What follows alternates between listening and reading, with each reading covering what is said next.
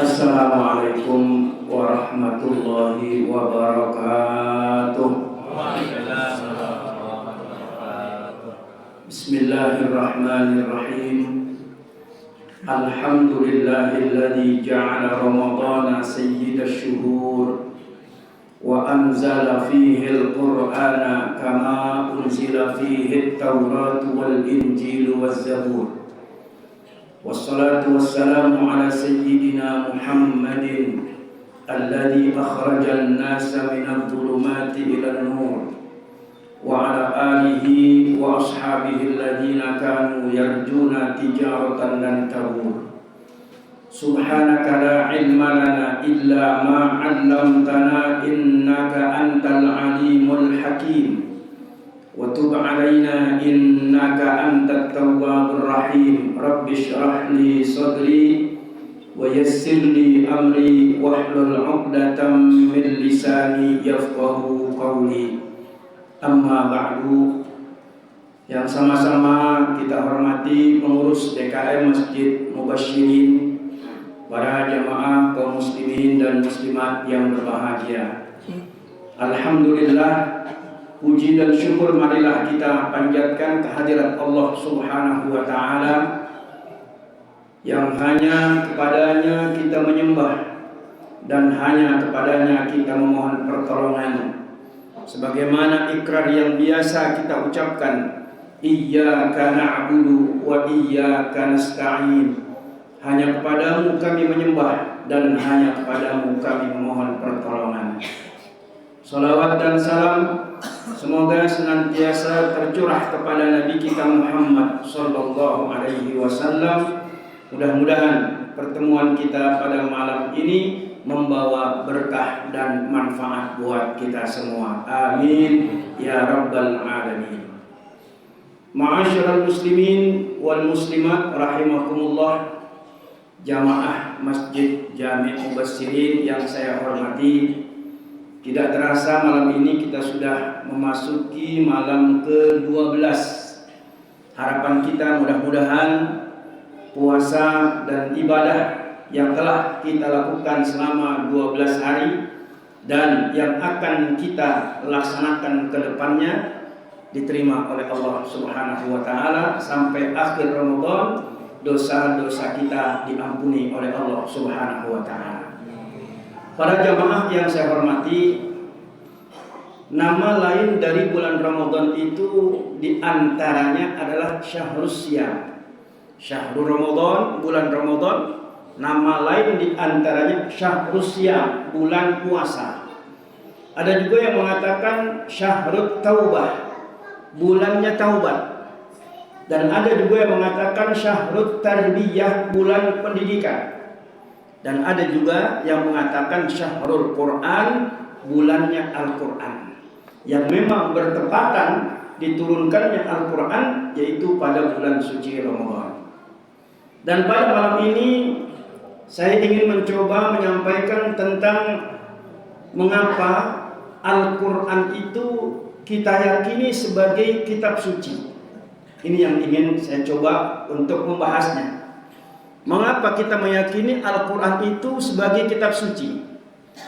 Kita tahu bahwa setiap agama pasti mempunyai kitab suci. Orang-orang Yahudi mempunyai kitab suci namanya Taurat. Orang-orang Nasrani mempunyai kitab suci namanya Injil. Orang Hindu mempunyai kitab suci namanya Weda. Dan orang Buddha juga mempunyai kitab suci namanya Tripitaka. Bahkan orang-orang Majusi pun punya kitab suci namanya Zin Avesta. Lalu kita umat Islam mempunyai kitab suci yang memang benar kita yakini kesuciannya adalah Al-Quranul Karim. Lalu mengapa kita meyakini bahwa Al-Quran itu adalah kitab suci? Yang pertama, karena Al-Quran ini adalah wad'un ilahiyun. Al-Quran adalah buatan Allah Subhanahu wa ta'ala. Tidak ada campur tangan manusia. Tidak ada intervensi dari Nabi kita Muhammad sallallahu alaihi wasallam. Karena kita tahu bahwa Nabi kita Muhammad lahir dalam keadaan ummi, tidak bisa membaca dan juga tidak bisa menulis. Bagaimana akan membuat ungkapan-ungkapan indah seperti Al-Quran kalau bukan ini adalah buatan dari Allah Subhanahu wa Ta'ala? Oleh karena itu, banyak orang-orang yang dahulu mengatakan bahwa Al-Quran itu adalah syair yang dibuat oleh Nabi Muhammad saja, dan mereka pun menandingi kehebatan daripada Al-Quran.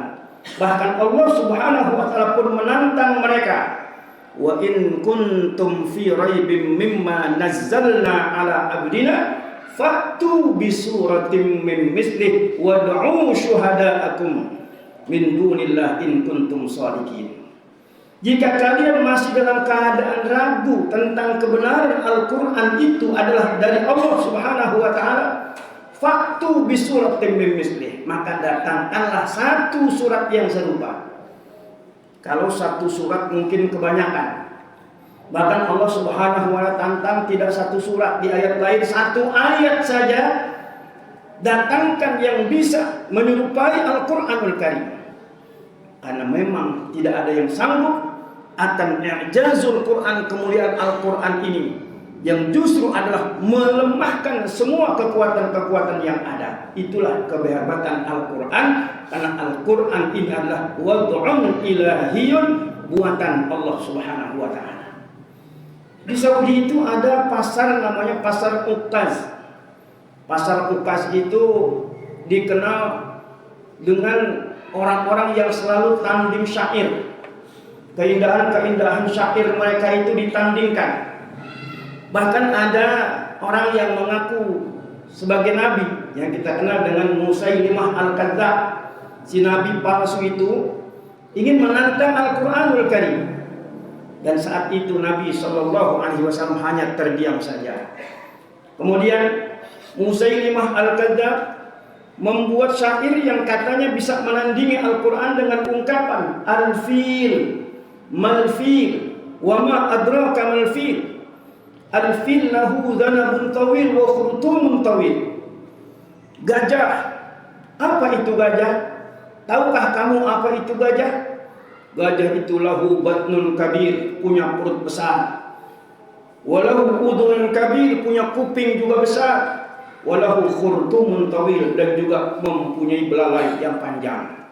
Itu kata Musailimah Al-Kadzdzab. Pada saat itu orang-orang yang mendengar semuanya tertawa.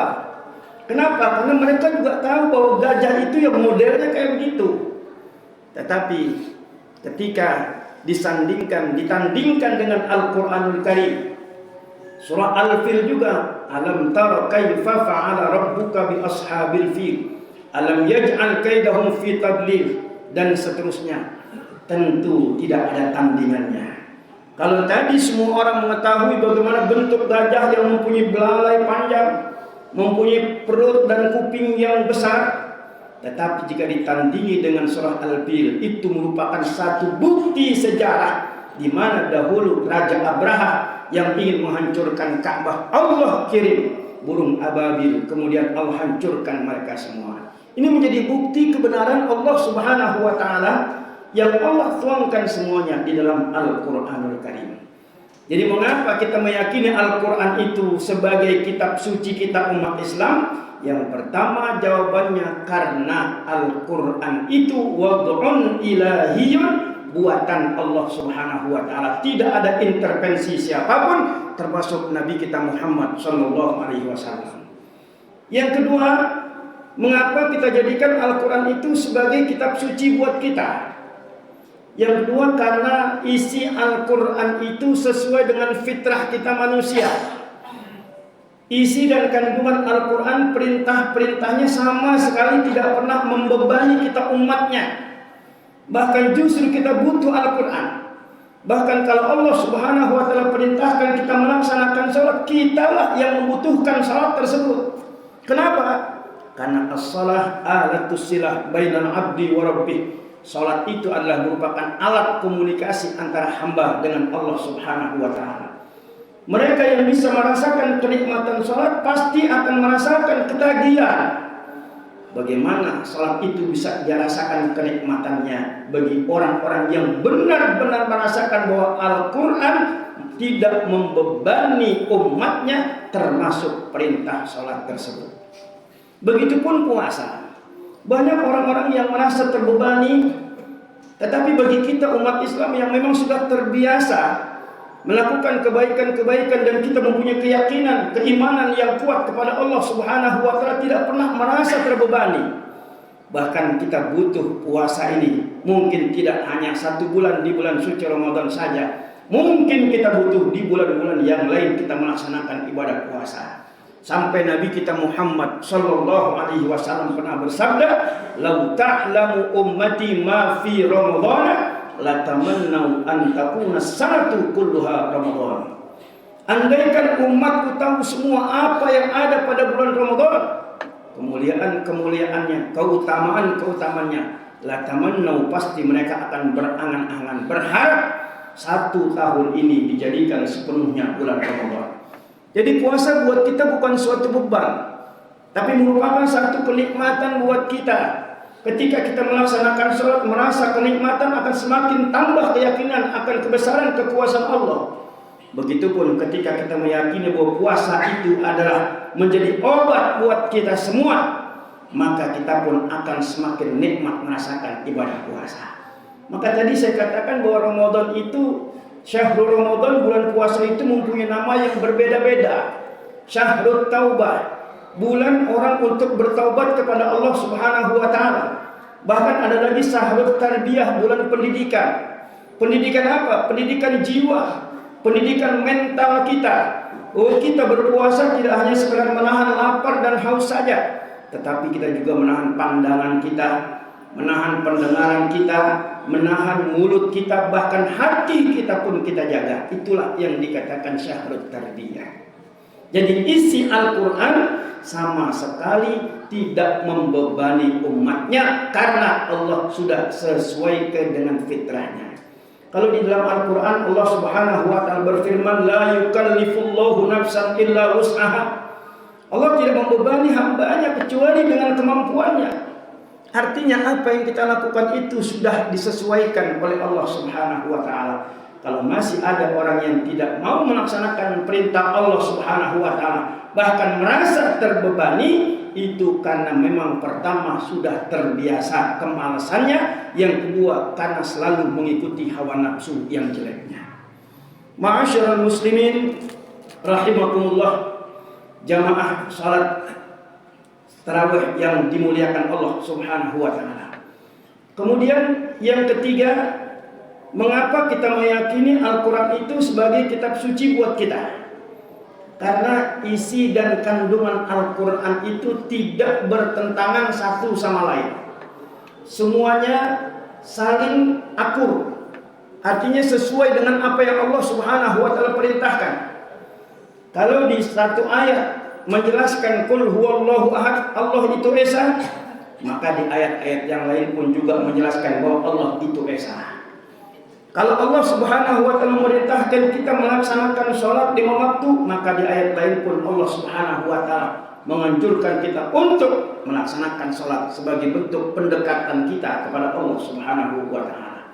Bahkan yang terakhir, mengapa kita meyakini Al-Quran itu sebagai kitab suci buat kita semua? Karena isi Al-Quran dari mulai diturunkan sampai nanti hari kiamat akan tetap terjaga. Di dalam Al-Quran Allah Subhanahu wa taala berfirman, "Inna nahnu nazzalna dzikra wa inna lahu lahafidun." Sesungguhnya kami yang menurunkan Al-Quran dan kami pula yang akan menjaga kemurnian Al-Quran. Mungkin kitab-kitab yang lain sudah banyak melakukan perubahan-perubahan, dari nama dan isinya berbeda.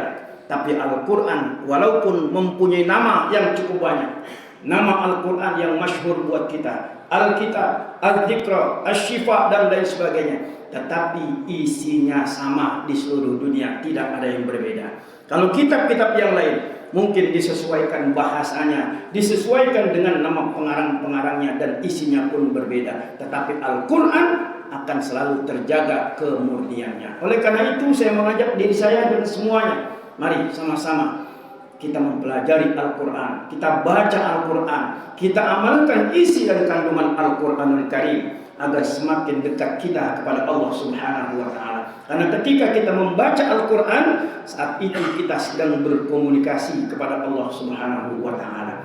Mudah-mudahan sedikit yang saya sampaikan ini, karena tadi pesannya 10 menit. Ya, 10 menit pesannya.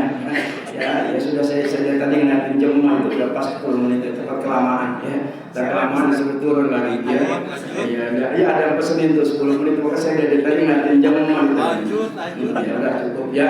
Mudah-mudahan sedikit yang penting kita dapat mengamalkan bulan Ramadan, syahrul Quran, kita baca Al-Quran, kita hatamkan Al-Quran berkali-kali agar hati kita menjadi tenang dan juga menjadi terang. Mudah-mudahan Allah berkahi hidup kita, keluarga kita, anak-anak kita, kampung kita, juga negara kita, dan Allah matikan kita dalam keadaan husnul khotimah. Demikian yang dapat saya sampaikan.